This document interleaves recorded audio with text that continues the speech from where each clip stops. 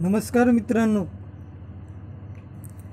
आपण 12वी राज्यशास्त्र मधील प्रकरण पहिले 1991 नंतरचे जग हे प्रकरण पाहत आहोत आणि या प्रकरणाचा हा आपला दुसरा व्हिडिओ आहे। पहिलाच व्हिडिओ तुम्ही पाहिला नसेल तर त्याची जी लिंक आहे ती आपल्या डिस्क्रिप्शन बॉक्समध्ये दिलेली आहे आणि हा दुसरा व्हिडिओ आहे। तुम्ही पहिला व्हिडिओ पहा आणि हा नंतर दुसराही व्हिडिओ हा पहा। याचे दोन भाग आपण केले आहेत।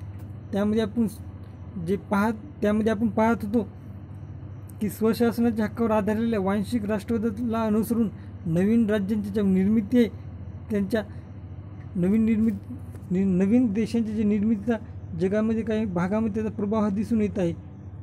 त्यामध्ये आपण हा नकाशाही पाहिला होता, सोव्हिएत रशिया ज्याचे विघटन झाले ते पाहिले होते आपण अगोदरच्या भागामध्ये। या भागामध्ये आपण जो राहिलेला भाग पुढचा आहे तो सुरू करणार आहोत। तर चॅनलला त्या अगोदरचं आपलं चॅनल सबस्क्राईब केलं नसेल तर खाली दिलेल्या सबस्क्राईब या नावावर क्लिक करा, म्हणजे चॅनल सबस्क्राईब होईल आणि हा क्लास जास्तीत जास्त शेअर करा। ओके, तर आपण क्लासला सुरुवात करू। आणि ह्या कॅटलोनियाला या स्पेनपासून स्वातंत्र्य हवे आहे। स्पेन जो देश आहे त्यापासून या कॅटलोनियाला स्वातंत्र्य एक देश म्हणून हवा आहे। त्यामध्ये कोसोवो हा सर्बिया यापासून याला वेगळं एक देश हवा आहे।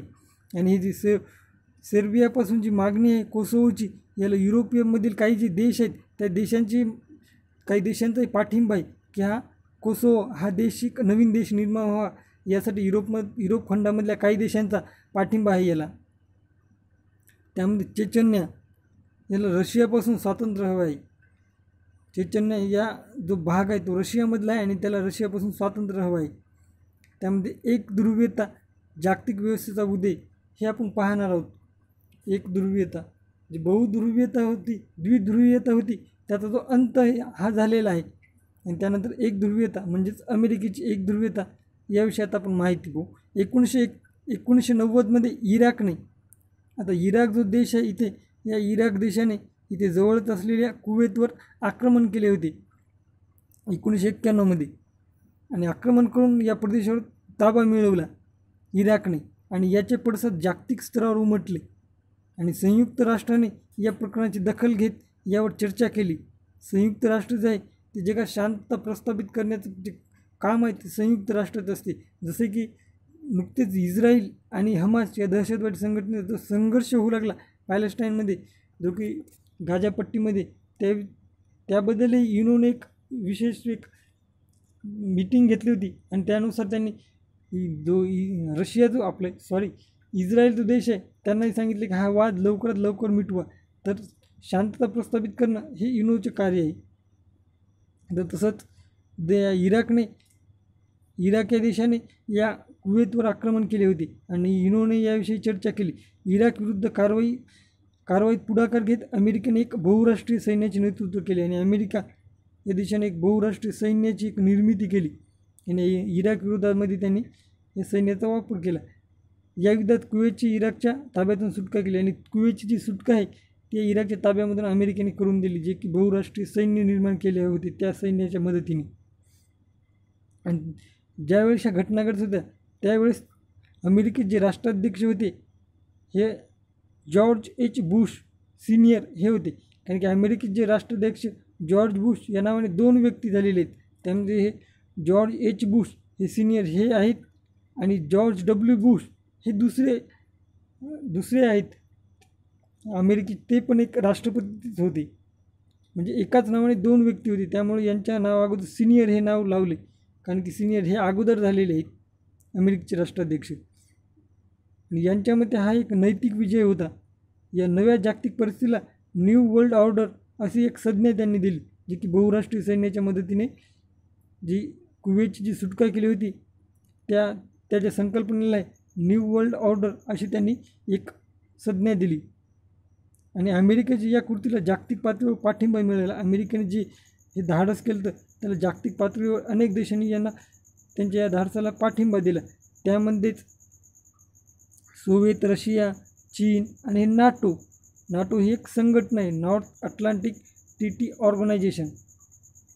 आणि या नाटोमध्ये जे सहभागी देश आहेत त्यांनीही पाठिंबा दिला अमेरिकेच्या कृतीला। त्यामध्ये इस्रायल आणि इस्रायल या देशाने पाठिंबा दिला आणि अरब जे होते अरब देशामध्ये सौदी अरेबियाचा देखील यामध्ये समावेश होता. अंतर्गत समस्यांनी ग्रासलेल्या रशियाचे 1991मध्ये विघटन झाले आणि अंतर्गत जो वाद होता तिथले जे अनेक देश होते जे की स्वातंत्र्य त्यांना हवं होतं ते अंतर्गत जी समस्या निर्माण झाली होती ग्रासला होता सोव्हिएत रशिया त्याचे 1991मध्ये विघटन झाले सोव्हिएत रशियाचे आणि त्यापासून मग वेगवेगळे देश निर्माण झाले. अमेरिकेसमोर फारसे वैचारिक आता आव्हान उरलं नव्हतं कारण जो काही अमेरिकेला प्रतिस्पर्धी होता सोव्हिएत रशिया त्याचे विघटन झाले आणि त्यामुळे त्यांना प्रतिस्पर्धी असा कोणी नव्हता अमेरिकेला. आणि कालांतराने नवीन जागतिक व्यवस्था या संज्ञेचा अर्थ राष्ट्रीय सुरक्षेशी जोडून जागतिक पातळीवर अमेरिकेचे वर्चस्व आणि नेतृत्व सर्वमान्य आहे असा त्याचा अर्थ घेण्यात आला. आणि अमेरिकेचे जे वर्चस्व आहे ते जागतिक वर्चस्व हे सर्वमान्य आहे असं त्याचा अर्थही घेण्यात आला कारण की USSRचे विघटन झाले होते आणि असा अर्थ घेण्यात आला. आणि एक ध्रुवीयता ही जागतिक व्यवस्थेची पहिलीच अभिव्यक्ती होती. एक ध्रुवीयता ही जागतिकची पहिलीच अभिव्यक्ती होती. त्यामध्ये इथे आपल्याला जो नकाशा आहे तो अरब कंट्रीचा जो अरब देश आहेत त्यांचा नकाशा दिलेला आहे. त्यामध्ये इथे इराक हा देश आहे आणि या इराक देशाने इथेच एक छोटासा कुवेत हा देश आहे, खूप छोटासा देश आहे आणि या इराकने या कुवेतवर आक्रमण केले होते. इथेच इराण एक वेगळा देश आहे. इथे ओमान वेगळे हे सर्व अरब देश आहेत.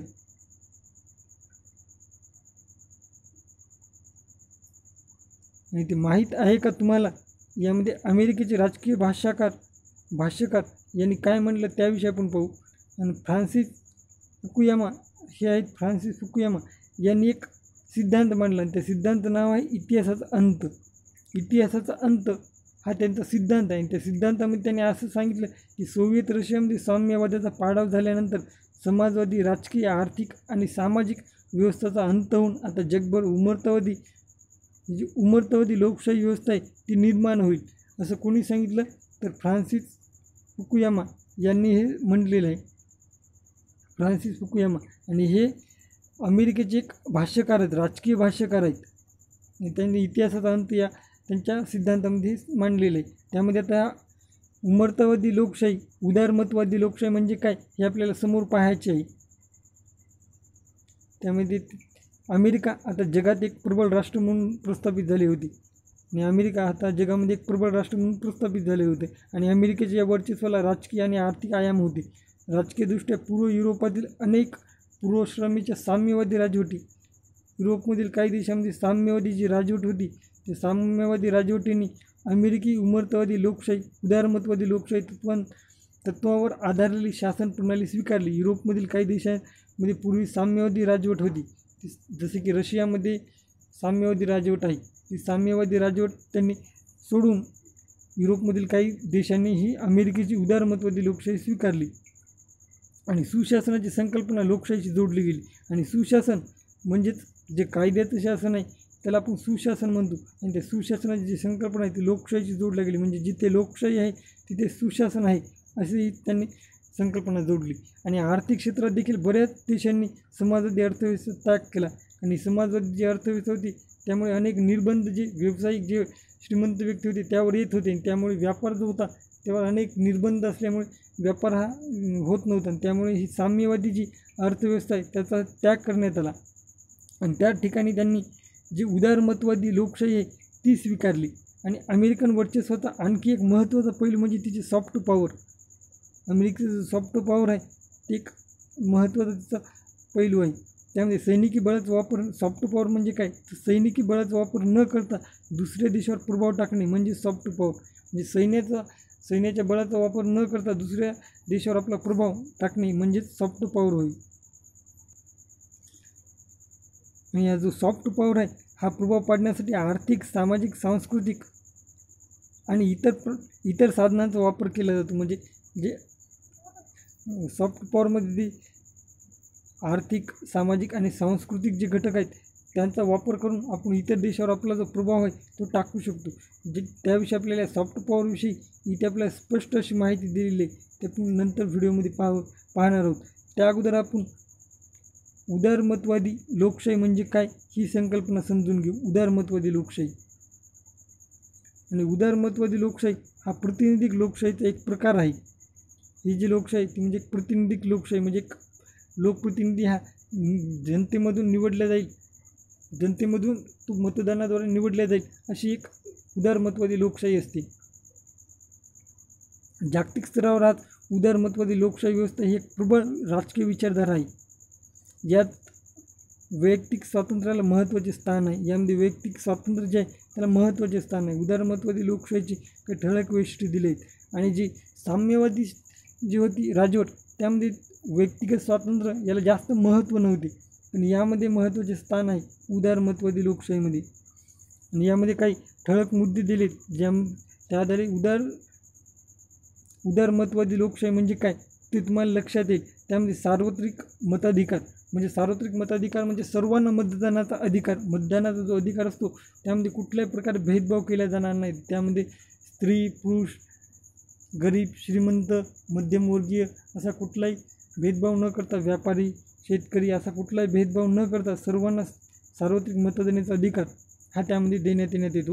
आणि त्याचनंतर स्वातंत्र्य आणि न्याय निवडणुका म्हणजेच निवडणूक, जसं भारतामध्ये निवडणूक आयोग हा एक इलेक्शन कमिशन जे आहे, एक स्वतंत्र निवडणूक आयोग आहे भारतामध्ये. आणि हा जो आयोग आहे तो एक स्वतंत्र आहे. त्यामध्ये त्या आयोगाची घटनेमध्ये एक नोंद आहे, त्यावर सरकारचा कुठलाही एक दबाव नसतो, कुठलाही दबाव तंत्र नसते. असा एक स्वातंत्र्यप्रिय निवडणुका घेणे म्हणजे त्यावर कुठलाही सरकारी जो पक्ष आहे सरकारचा त्यावर दबाव नसणे. आणि स्पर्धात्मक पक्षीय राजकारण जसे की वेगवेगळे पक्ष, जसे की भारतामध्ये जसे पक्ष आहेत तसेच वेगवेगळे हे स्पर्धात्मक पक्षीय राजकारण, जसे की अमेरिकेमध्ये रिपब्लिक आणि डेमोक्रेटिक असे 2 पक्ष आहेत. जसे की अमेरिकेमध्ये तसे आहेत. आणि भारतामध्ये BJP, काँग्रेस वगैरे असे अनेक पक्ष आहेत. त्यांना स्पर्धात्मक पक्षीय राजकारण असे म्हटले जाते.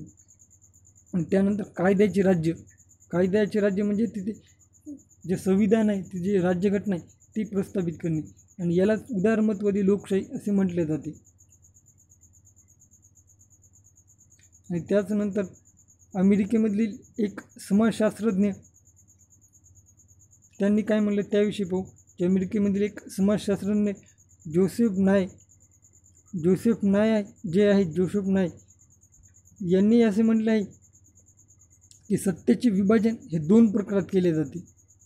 सत्तेचं जे विभाजन आहे ते 2 प्रकारांमध्ये केले जाते. त्यामध्ये सॉफ्ट पॉवर, त्यामध्ये हार्ड पॉवर आणि सॉफ्ट पॉवर असे त्यांनी म्हटले आहे. सॉफ्ट पॉवर आणि हार्ड पॉवर सत्तेचे विभाजन. आणि त्यामध्ये त्यांनी सांगितले की सॉफ्ट पॉवर जी हार्ड पॉवर आहे ती हार्ड पॉवर म्हणजे अशी क्षमता जी दुसऱ्याने त्यांच्या प्राधान्यक्रमाच्या आणि इच्छेच्या विरुद्ध वागण्यास भाग पाडते.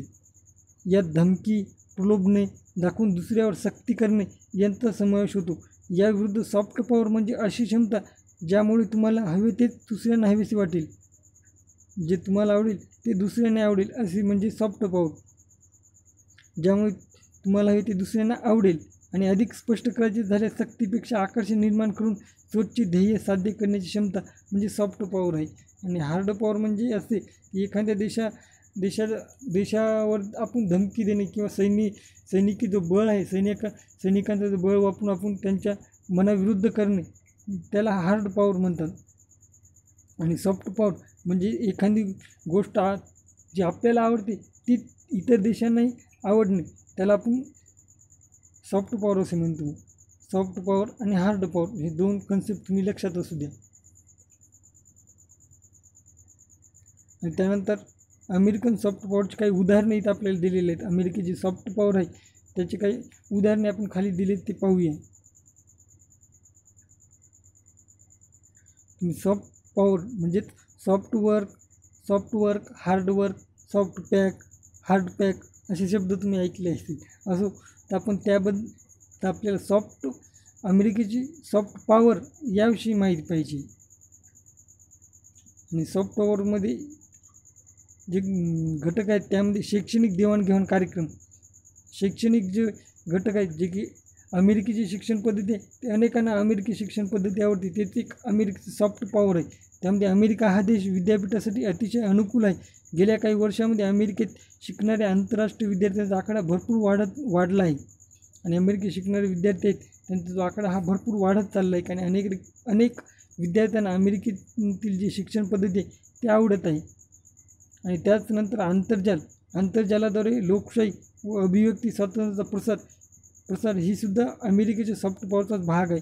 जो अभिव्यक्ती स्वातंत्र्य आहे त्यासाठी वेगवेगळ्या देशामध्ये अभिव्यक्ती स्वातंत्र्यासाठी मागण्या होतात, ते एक अमेरिकेचीच एक सॉफ्ट पॉवरचा भाग आहे. आणि त्यामध्ये आता फूड चेन्स म्हणजेच अमेरिकन फूड चेन्सला जागतिक ओळख लाभली आहे. अमेरिकेत जे फूड आहेत, अमेरिकेतले जे अन्नपदार्थ आहेत त्याला आता जगामध्ये एक वेगळी ओळख निर्माण झाली. त्यामध्ये McDonald, Subway, Pizza Hut, burger king इत्यादी जे पदार्थ आहेत हे अमेरिकेमधले आहेत. पण आता भारतामध्ये अनेकांची आवड निर्माण झाली या पदार्थामध्ये.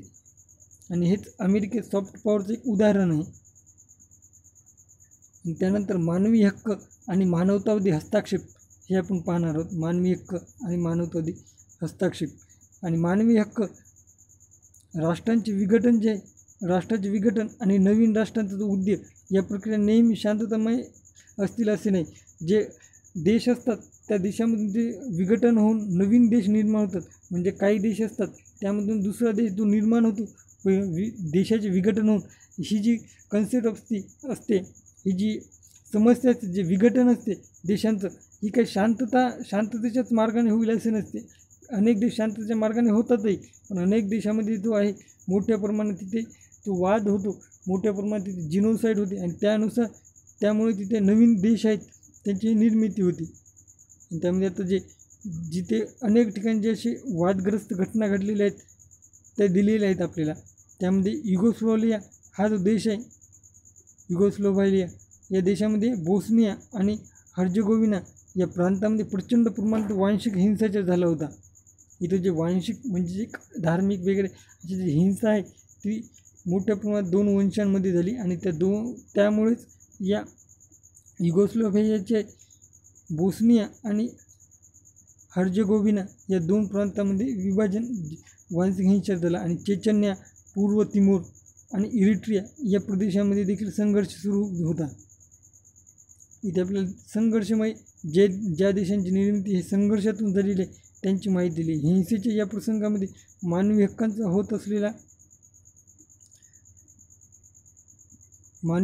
होत असलेल्या पायमल्लीमुळे लोकांमध्ये चिंतेचे वातावरण निर्माण होते.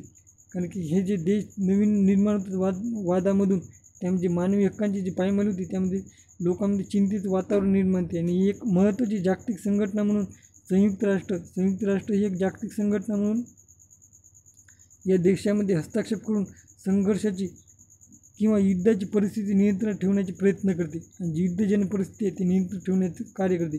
त्यामुळे शांतता रक्षण हे संयुक्त राष्ट्राचे प्रमुख कार्यातील एक कार्य आहे.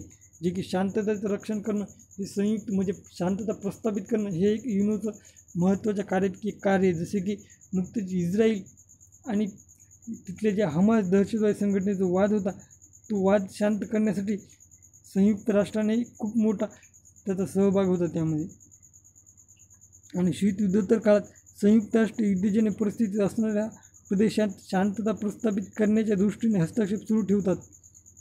परंतु येथे या हस्तक्षेपाचे उद्दिष्ट केवळ चालू असणारे युद्ध थांबवणे हे नसून भविष्यात अशा प्रकारच्या युद्धांना आळा घालणे हे. आणि युनोचं जे कार्य आहे त्यामध्ये तिथे असणारा जो वाद आहे तो वाद मिटविणे किंवा तिथे शांतता प्रस्थापित करणे एवढेच नसून भविष्यात अशा प्रकारचे वाद आहेत तो होऊ नये, भविष्यात असे वाद हे कधी होऊ नये यासाठी त्यावर आळा घालणे हे युनोचे कार्य आहे. शांतता प्रस्थापित करत असते. आणि पीडितांच्या मानवी हक्कांचे संरक्षण करणे हे आहे. याच कारणासाठी संयुक्त राष्ट्राने कंबोडिया, सोमालिया आणि युगोस्लाव्हिया या देशामध्ये हस्तक्षेप केलेला आहे. हे जे देश आहेत कंबोडिया, सोमालिया, युगोस्लाव्हिया या देशामध्ये युनोनं हस्तक्षेप केलेला आहे. त्यामध्ये सोमालिया हा एक देश आहे. आणि या सोमालियाचे जे डाकू आहेत हा प्रसिद्ध आहेत. समुद्री डाकू म्हणून सोमालियाचे डाकू हे प्रसिद्ध आहेत. जे तिथून येणारे जे जहाज आहेत ते जहाज हे समुद्री डाकू तिथले सोमालियाचे त्या जहाजामध्ये चोरी करतात. आणि ते सोमालिया जहाज लुटीसाठी प्रसिद्ध आहे.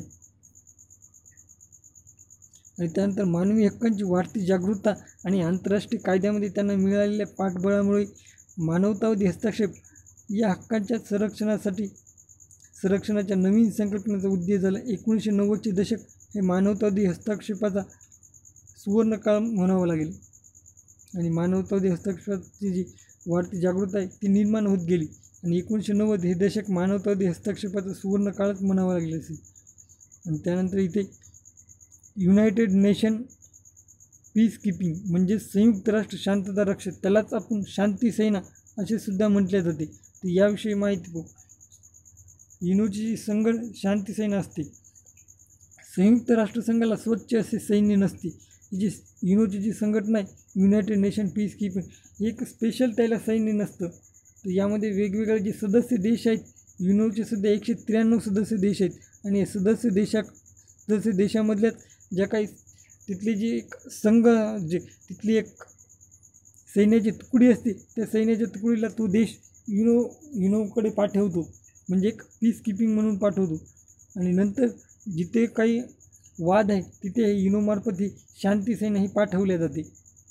आणि संयुक्त राष्ट्रसंघाला स्वच्छ असे सैन्य नसते, परंतु जागतिक शांतता व सुरक्षितता प्रस्थापित करण्यासाठी संयुक्त राष्ट्रांच्या सदस्य देशांच्या स्वच्छ सैन्यातून एक शांती सेनेची स्थापना केली जाते.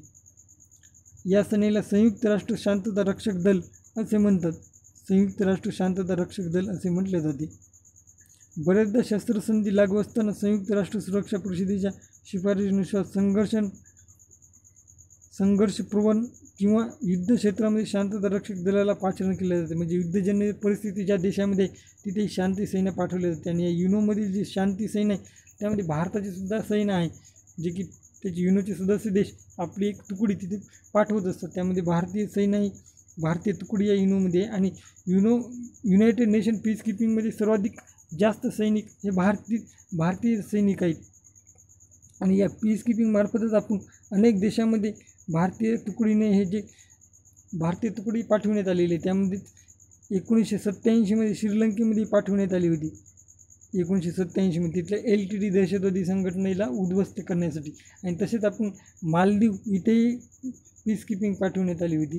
त्याचनंतर अनेक देशामध्ये मालदीवनंतर म्यानमारमध्ये आपण अशी पीस कीपिंग मार्फत भारतीय सैन्य हे पाठवण्यात आलेले आहे.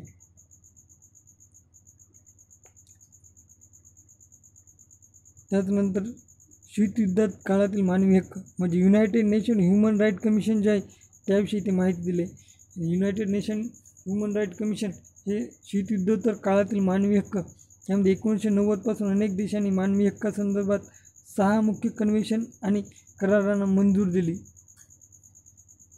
6 जे मुख्य कन्व्हेन्शन होते ते करार होते त्यांना मंजुरी दिली. आणि 170हून अधिक देशांनी व्हिएन्ना एक ठिकाण आहे आणि व्हिएन्ना येथे ते कन्व्हेन्शन झाले होते, त्याला 170हून अधिक देश सहभागी होते त्या व्हिएन्ना कन्व्हेन्शनमध्ये. 1993ला जो एक व्हिएन्ना कन्व्हेन्शन झालं त्या जागतिक मानवी हक्क परिषदेत सहभाग नोंदवला. या परिषदेत त्यांनी मानवी हक्क संरक्षणाबाबत आपल्या जबाबदारीची पुन्हा एकदा पुष्टी केली. यानंतर संयुक्त राष्ट्रांचे मानवाधिकार उच्चायुक्तांचे कार्यालय अस्तित्वात आले आणि यानंतर संयुक्त राष्ट्रांचं जे मानवाधिकाराचं उच्चायुक्त आहे त्यांची जी स्थापना आहे ती नंतर करण्यात आली. आणि याचे मुख्य कार्य संयुक्त राष्ट्राच्या मानवी हक्कांशी निगडीत कार्यामध्ये समन्वय साधणे व मानवी हक्काप्रती सार्वत्रिक आदर प्रस्थापित करणे हे आहे. म्हणजे मानवी हक्क जे आहेत जिथे मानवी हक्कांचं उल्लंघन होतं त्या विरोधामध्ये कार्य करणं हे यांचं जे काम आहे united nation human right commission. आणि हा त्याचा लोगो आहे. 90च्या दशकात मानवी हक्कासंबंधीचे विचार प्रसारित करण्यात बिगर सरकारी संघटन म्हणजेच NGO जसे की बिगर सरकारी ज्या संघटना असतात त्यांनी मोलाचे काम केले. या संस्थांनी महत्त्वाची भूमिका यामध्ये बजावली. आणि त्यामध्येच काही संस्था ज्या आहेत त्यांची नावं दिलेली आहेत ज्यांनी की ह्युमन राईट्स जे की लोकांवर अन्याय अत्याचार होतो त्याविरोधात आवाज उठवला आणि प्रसारही केला त्याचा. International Committee of the Red Cross ही एक संस्था आहे, रेड क्रॉस संस्था. आणि या रेड क्रॉस संस्थेने या विरोधामध्ये जो प्रचार केलेला आहे मेडिसिन्स सायन्स फ्रंटियर आणि ऑक्सफॅम ह्या ज्या संस्था आहेत यांनी युद्ध क्षेत्रामध्ये कार्यरत आहेत. या संस्था मानवी हक्कांच्या मोहीम राबवून मानवी हक्क करार जे मानवी हक्क जे करार आहेत आणि मानवतावादी कायद्याचे पालन आणि प्रसार करतात. जे करार होते ते कराराविषयी एखाद्या देशामध्ये जर मानवी हक्कांची अवहेलना होत असेल, मानवी हक्क जो त्या तिथल्या लोकांना मिळत नसेल, तर त्या विरोधामध्ये ह्या ज्या संस्था आहेत त्या आवाज उठवत असतात. त्यासाठी त्या प्रसार करत असतात. जो पुढचा जो भाग आहे तो आपण पुढच्या व्हिडिओमध्ये पाहू. आणि आपलं चॅनल जर सबस्क्राईब केलं असेल तर चॅनलला सबस्क्राईब करा आणि ह्याला जास्तीत जास्त शेअर करा. Okay, good bye. आणि 1991 नंतर जो आपला पाठ चालू आहे तो आपण समोरच्या व्हिडिओमध्ये यानंतरचा जो राहिलेला भाग आहे तो पाहणार आहोत. Okay, good bye. पुढच्या व्हिडिओमध्ये नक्की भेटू.